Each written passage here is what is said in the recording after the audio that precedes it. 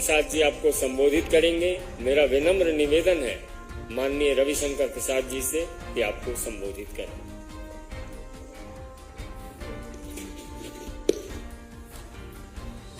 मित्रों, आज दो पूर्व के प्रदेशों की चर्चा करेंगे। सबसे पहले बंगाल की करेंगे और थोड़ा बहुत अपने प्रदेश बिहार की भी करेंगे। बंगाल में कल अत्याचार, ब्रूटैलिटी और राजनीतिक नागरिक अधिकारों के हनन की पराकाष्ठा हो गई। The government of Mamata ji surpassed all limits of brutality, repression and police torture while denying the legitimate right of the opposition to raise its voice. आपको मालूम है कि बंगाल बौद्धिक परंपरा, सांस्कृतिक परंपरा का एक बहुत बड़ा प्रदेश है। आज से नहीं, लेकिन ममता जी की अगुवाई में ये कानून विहीन दिवालिया प्रदेश बन गया है। It has become a lawless and bankrupt state. And I say so with full sense of responsibility. और ममता जी के बारे में ये बात इसलिए और बहुत गंभीर है कि बंगाल के सरहद के बाहर वो लोकतंत्र को बचाने की बात कर रही है और बंगाल के अंदर लोकतांत्रिक अधिकारों के हनन में सारी सरहदें पार करती है।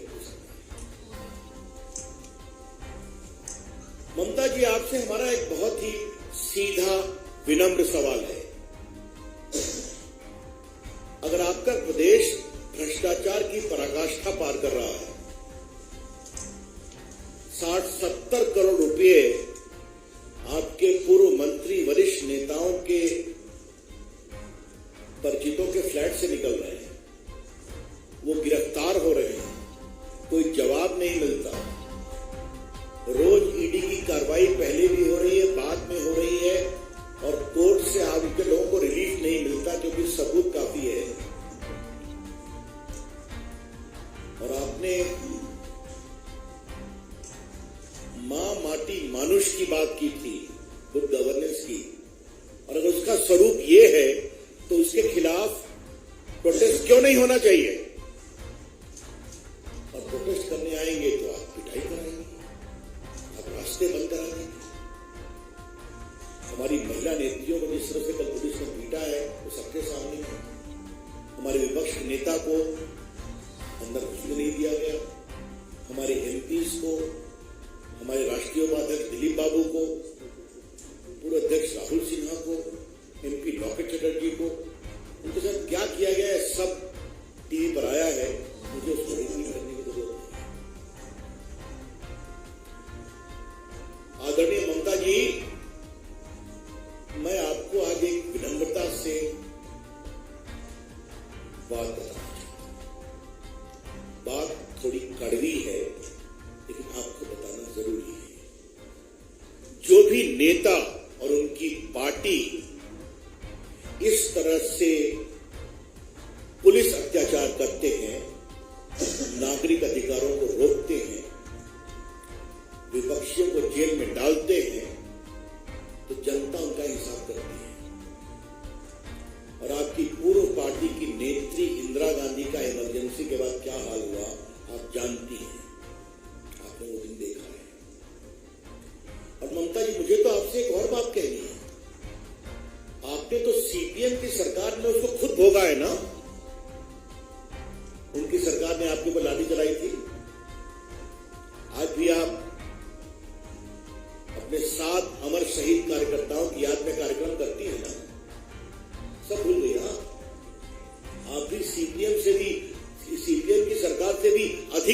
पड़ी हैं अत्याचार में, अधिकारों के हनन में, पुलिस की द्वारा ब्रुटैलिटी में। ये बहुत ही हर्षना योग्य है।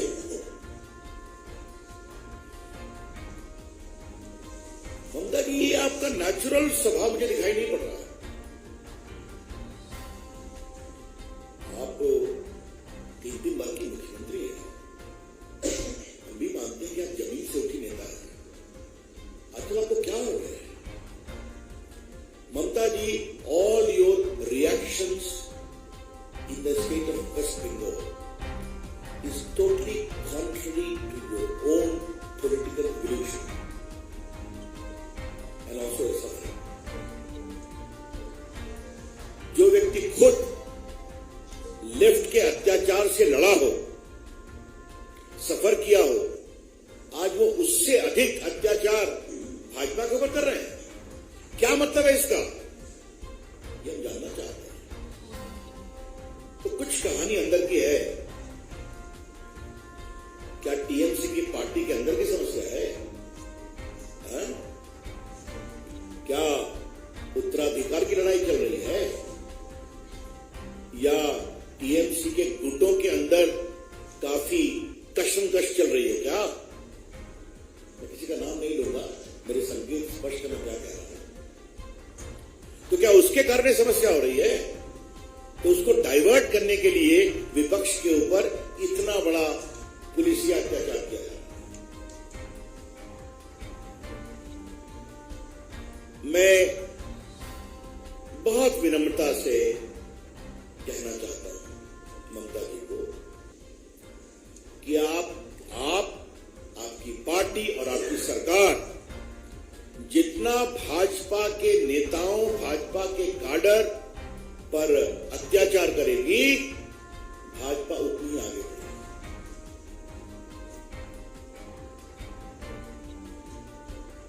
मैं जेपी मूवमेंट का एक सिपाही रहा हूं। उस समय हम लोग छात्र थे। मुझे याद है कि जेपी को रोकने की इंदिरा गांधी ने क्या क्या कोशिश की और उस कार्रवाई को रोकने की। ममता जी, आपने भी बीजेपी के कार्रवाई को रोकने की बहुत कोशिश की थी। लेफ्ट और कांग्रेस तो साफ हो गए, बीजेपी 77 पहुंच गए। कृपया करके इस कार्रवाई के प्रवाह को मत रोकिए। जितना रोकेंगी भाजपा उतना ही बढ़ेगा। ये बात हम कहना चाहते हैं और हमें आज बहुत गर्व है हमारे नेताओं पर। भाजपा के राष्ट्रीय मंच से शुभेंदु अधिकारी जी, विपक्ष के नेता दिलीप बाबू, हमारे राष्ट्रीय उपाध्यक्ष राहुल सिन्हा, हमारे पूर्व अध्यक्ष लॉकेट चटर्जी, हमारे सारे एमपी, हमारे सारे विधायक और हमारे एक एक कार्यकर्ता का सम्मान करना चाहते हैं और उनकी हिम्मत का अभिनंदन करना चाहते हैं। जिस तरह से उन्होंने कल संघर्ष किया, सड़कें ट्रेन रोक दी गई, हावड़ा ब्रिज को भी शायद घेर लिया गया। मतलब मुझे याद नहीं है कि मेरी स्मृति में हावड़ा ब्रिज पर ट्रैफिक को बंद किया गया हो। ये तो मैंने नहीं देखा। बैरिकेड्स।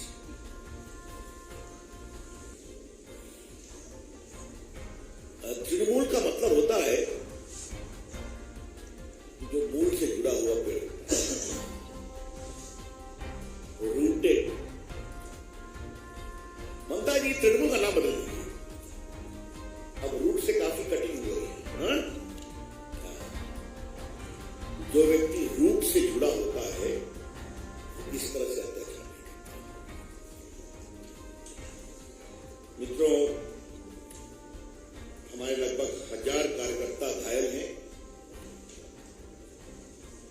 400 कार्यकर्ता हमारे हॉस्पिटलाइज हुए, जहां इनिशियल ट्रीटमेंट के बाद उनको छोड़ा गया। हमारे 30 कार्यकर्ता अभी भी हॉस्पिटल में हैं। इनको गंभीर चोट लगी और बाकी हावड़ा स्टेशन पर सुकांता मजुमदार, संतरागाछी में शुभेंदु अधिकारी, स्कॉट से दिलीप खुशबू से चले जाना था, लेकिन पुलिस ने तीनों को रोका।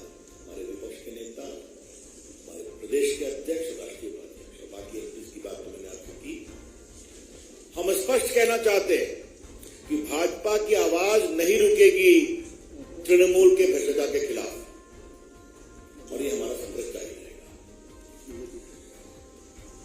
तो उसके बाद मैं पूरब के बाद एक दूसरे पूरब के विषय आता हूं, जो मेरा प्रदेश भी है, बिहार। नीतीश बाबू, नए दोस्तों की संगत में आने के बाद क्या हो गया आपको? आपके एक मंत्री कह रहे हैं, जो आरजेडी के प्रदेश अध्यक्ष के पुत्र भी हैं, कि मेरी सरकार चोरों की है, मैं उसका सरगना। सुशासन बाबू, अपने नए मित्रों के साथ आपको ये क्या क्या पदवी मिल रही है, और आप कुछ कर पाने की हिम्मत नहीं कर पा रहे हैं। भाजपा के साथ तो आप बहुत गुस्सा कर जाएगा। हम भी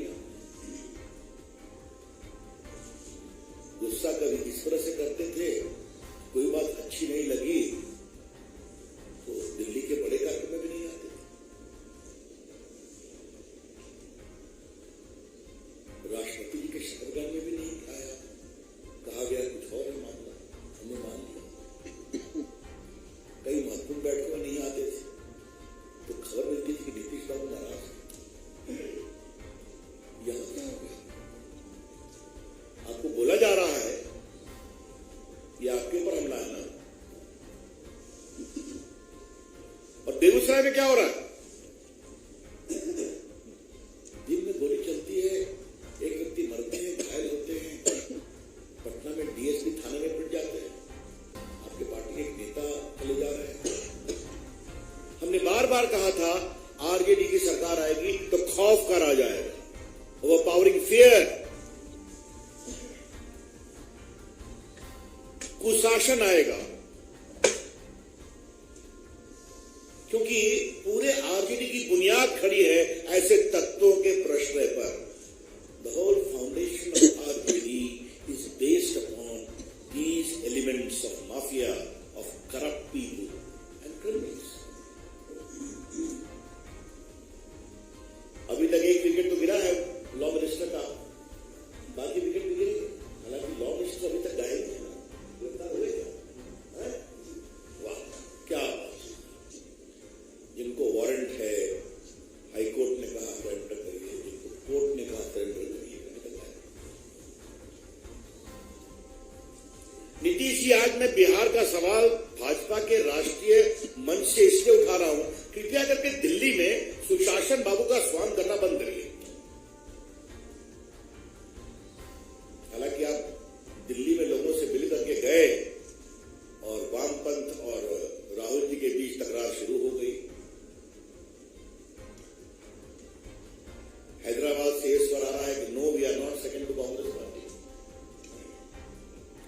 बंगाल कोलकाता से ये स्वर आ रहा है कि no, how can we be subordinate to Congress party. तो नीतीश बाबू पहले अपना फैसला कीजिए,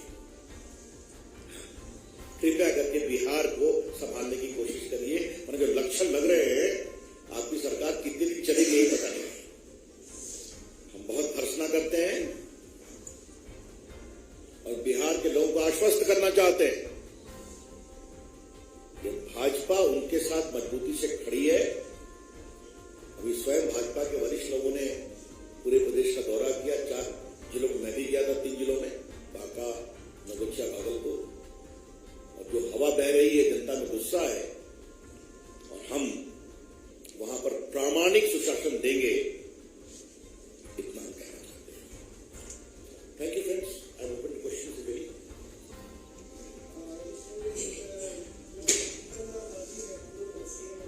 अभी आता हूं, जो मैं 2 विषय उठाया इस पर कोई सवाल, बंगाल पर और बिहार के पर।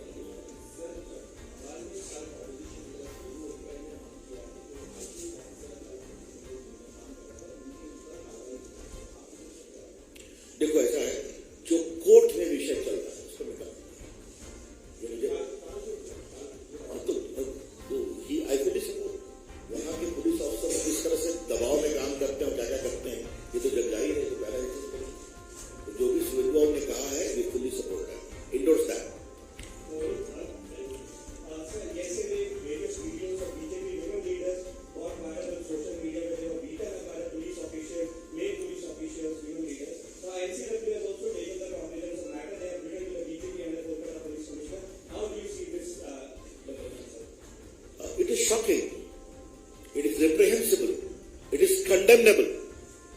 And this is happening in a state where the Chief Minister is a distinguished woman leader. That is all the more shocking. But I saw a very hilarious conduct of the Bengal police yesterday. Our distinguished leader, former mayor, was beaten so mercilessly by male police officers. And Subhendu Babu was thought to be arrested by women police officers. That is a unique scenario we saw yesterday.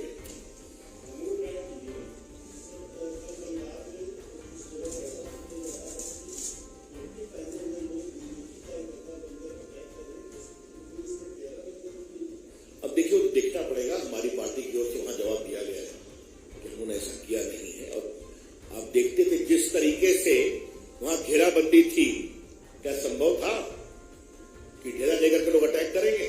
जब घुसने नहीं दिया जा रहा था तो सारा आप लोगों को धन्यवाद दूंगा कि आप लोगों ने दिन भर पूरा फुटेज दिखाया, तो संभव नहीं। रवि त्रिपाठी, जी न्यूज।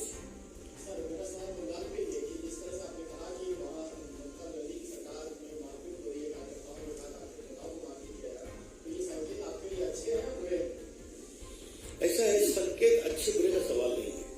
हमारी चिंता एक ऐसी महिला नेत्री के शासकीय आचरण पर है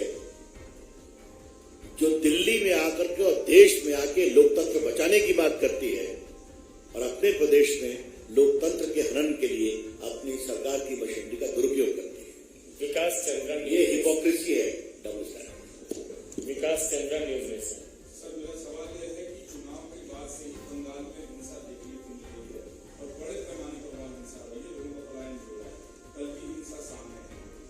शुरू से चुनाव के बाद से वहां मांग होने लगी कि यहाँ राष्ट्रपति शासन है, क्या इसको नहीं, अभी कोई ऐसा अभी ऐसा कुछ नहीं है। लेकिन हाँ, आपके सवाल पर मेरा एक काउंटर सवाल जरूर है। वो दिल्ली के बड़े बड़े बुद्धिजीवी कहाँ हैं? बड़े बड़े चिंतक, बड़े बड़े थिंकर्स कहाँ हैं? जो लोकतंत्र की बात करते हैं और बीजेपी की सरकार में कुछ भी होता है तो बड़े बड़े लेख लिखते हैं, वो कहाँ आजकल है? उनकी चुप्पी बड़ी आश्चर्यजनक है। There silence is conspicuous. ये जो मानवाधिकार संगठन है जो रोज टिप्पणी करते हैं और कहीं बैंगलोर से बोलते हैं, मुंबई से बोलते हैं, वो कहाँ है? ये रिटायर्ड ब्यूरोक्रेट्स जो रोज सामूहिक पिटीशन देते हैं भाजपा की सरकारों के खिलाफ, वो खामोश क्यों है? देश के बारे में, देश को ये सच्चाई जानना जरूरी है। नीरज पांडे, एबीपी।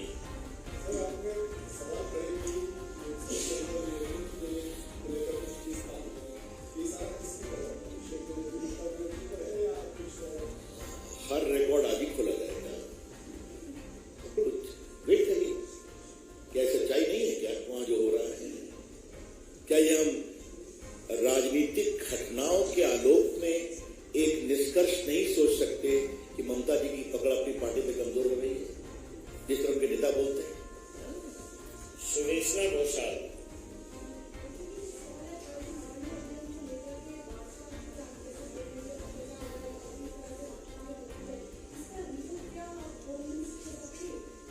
इस बारे में हमारी बंगाल की पार्टी यूनिट विस्तार से विचार करेगी। इतना हम कह सकते हैं कि अगर हमारे कार्यकर्ताओं के ऊपर अत्याचार होगा, उनको अपनी बात कहने से रोका जाएगा, तो हर संवैधानिक प्रक्रिया का पालन किया जाएगा। और कोई प्रश्न?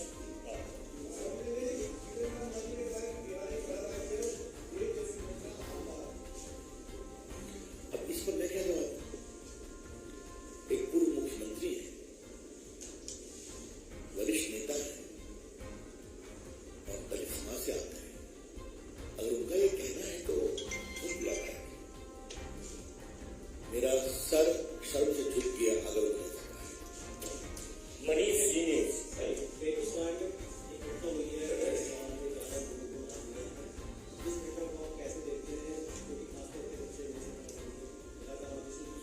बिहार में खौफ का माहौल बन रहा है।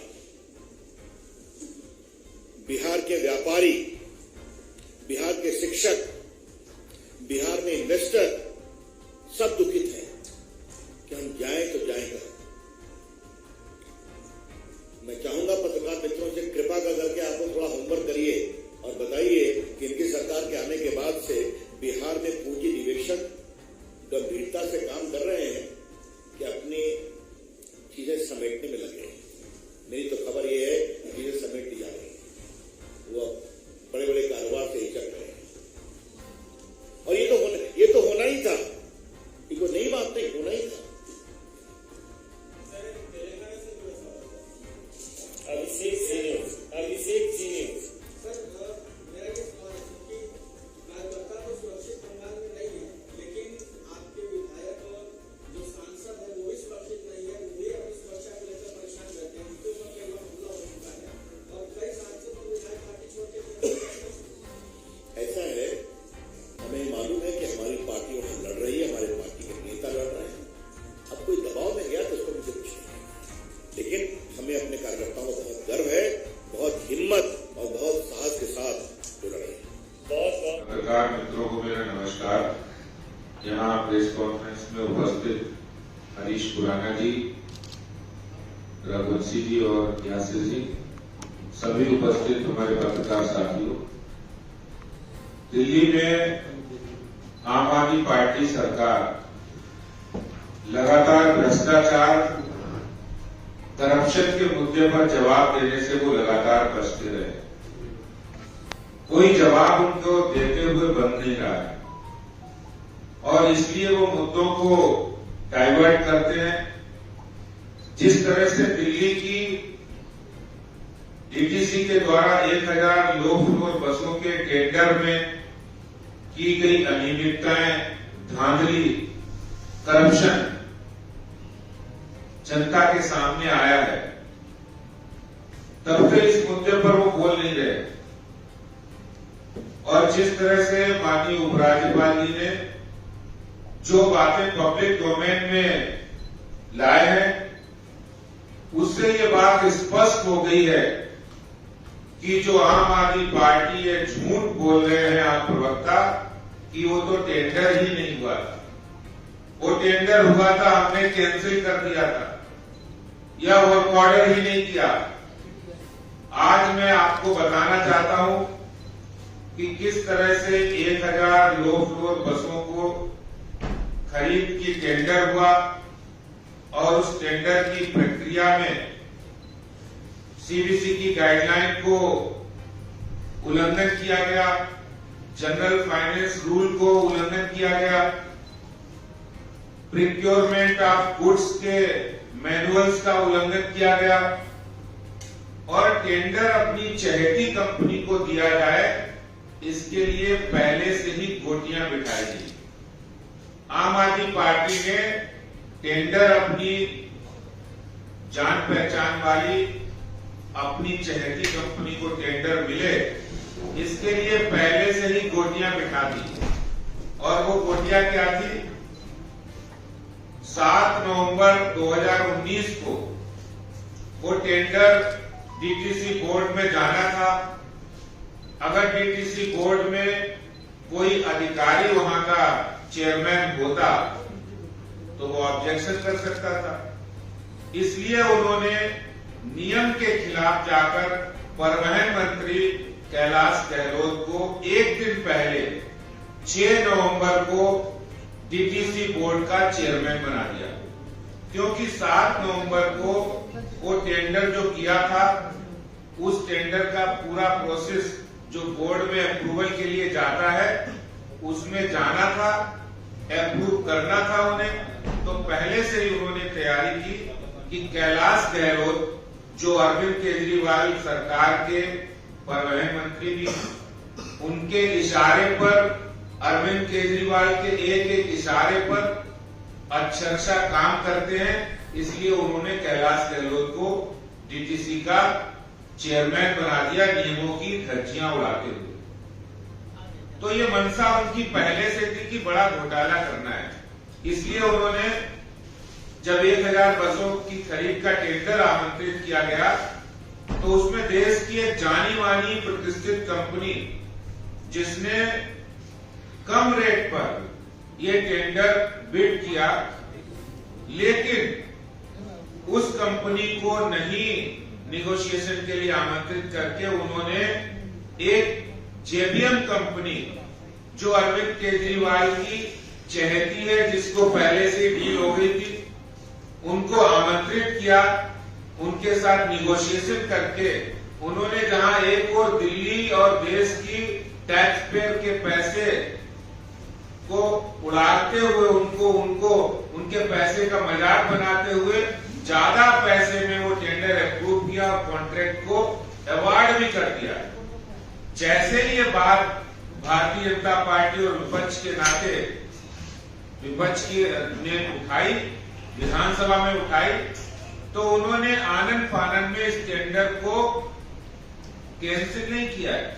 इस टेंडर को एवेंस में, यानी वो मात्र कुछ दिनों के लिए रोक दिया गया है और ये करके उन्होंने ऐसा भ्रष्टाचार किया है। पहले से ही डील हुई है। एक एक बात के पुख्ता हमारे पास सबूत है कि किस तरह इन्होंने लो फ्लोर बसों की खरीद में 1000 बसों की खरीद और फिर उनके मेंटेनेंस में 4 गुना ज्यादा कीमत देकर जो उन्होंने करप्शन किया है, उस पर अभी तक दिल्ली की अरविंद केजरीवाल सरकार, आम आदमी पार्टी की ओर से जो बातें कही गई है वो सर्वथा झूठ है, झूठ पर आधारित है। इसलिए जो बातें आज पब्लिक डोमेन में आई हैं और वो जांच में सारी बातें स्पष्ट हो रही हैं, इसीलिए सीबीआई इस मुद्दे पर जांच कर रही है। हालांकि अरविंद केजरीवाल जी का न तो सीबीसी पर कोई भरोसा है, क्योंकि वो सीबीसी की बजाय डीसीसी, यानी मैंने पहले कहा डायरेक्ट टैक्स कलेक्शन पर भरोसा रखते हैं। उनका सीबीसी पर कोई भरोसा नहीं है।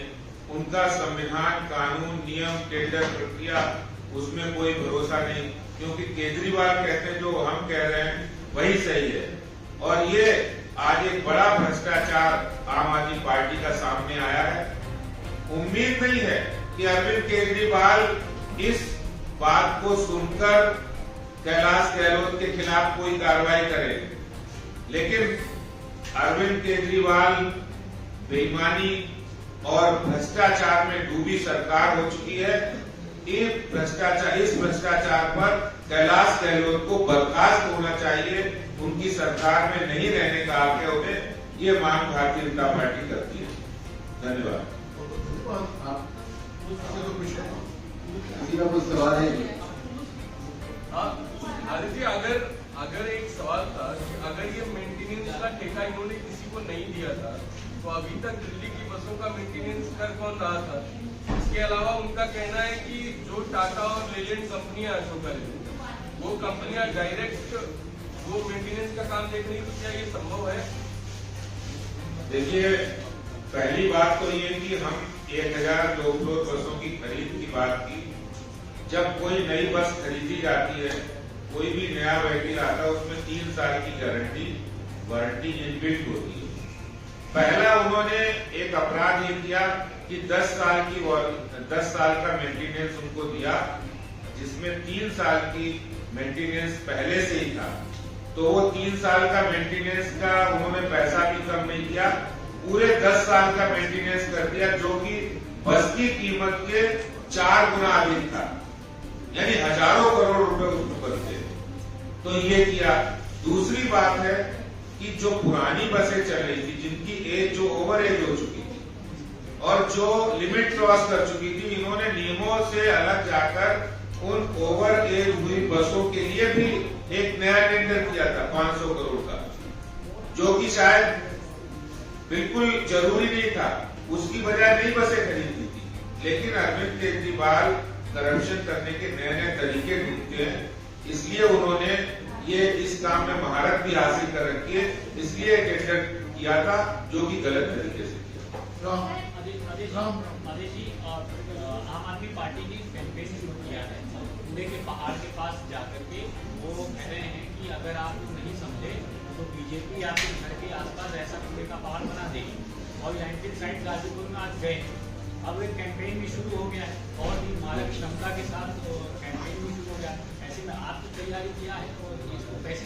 देखिए, ये बात मैं समझ रहा हूँ कि चुनाव नजदीक आते आम आदमी पार्टी सक्रिय हो रही है, क्योंकि ये चुनावी मेडल है, चुनाव आते हैं तो बोलने लगते हैं।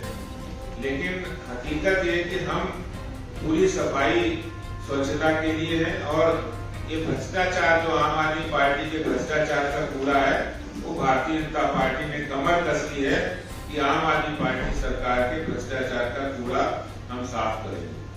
सर, आज बिजली बिल को लेकर सर एक बड़ी घोषणा की है मुख्यमंत्री ने कि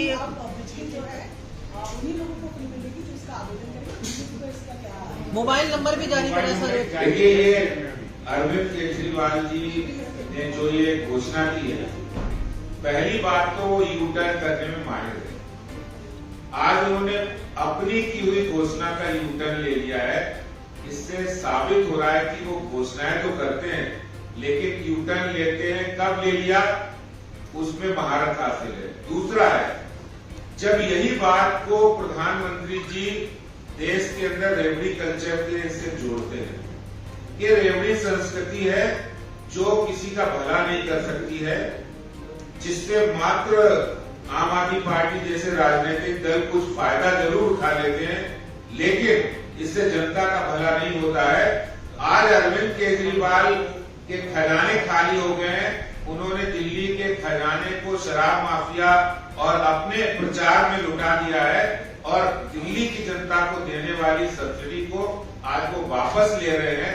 इससे एक सवाल खड़ा होता है कि आपने रेवड़ी कल्चर के खिलाफ जो बात कही थी, आप भी अब इस बात को समझ रहे हैं कि आपके खजाने भी खस्ता हाल हो। एक छोटा सवाल, 25 करोड़ रुपए की रिश्वत देकर पंजाब में आम आदमी पार्टी के विधायकों को खरीदने का आरोप लगाया है आम आदमी पार्टी ने। प्रेस कॉन्फ्रेंस भी हुई है आज पंजाब में इस पूरे मामले को लेकर, आतिशी ने भी बात करती है इस पर। देखिए, इन्होंने कई बार कहा हमारे 20-20 करोड़ में विधायक खरीद रहे, कभी कोई सामने आया? कभी कोई सबूत ही नहीं, कोई सामने आया नहीं। बेवजह इनके पास ना नीति है ना नियत है, सिर्फ अपनी प्रेस कॉन्फ्रेंस करने के लिए झूठे मुद्दे करना, डाइवर्ट करना, ये इनकी पुरानी आदत है।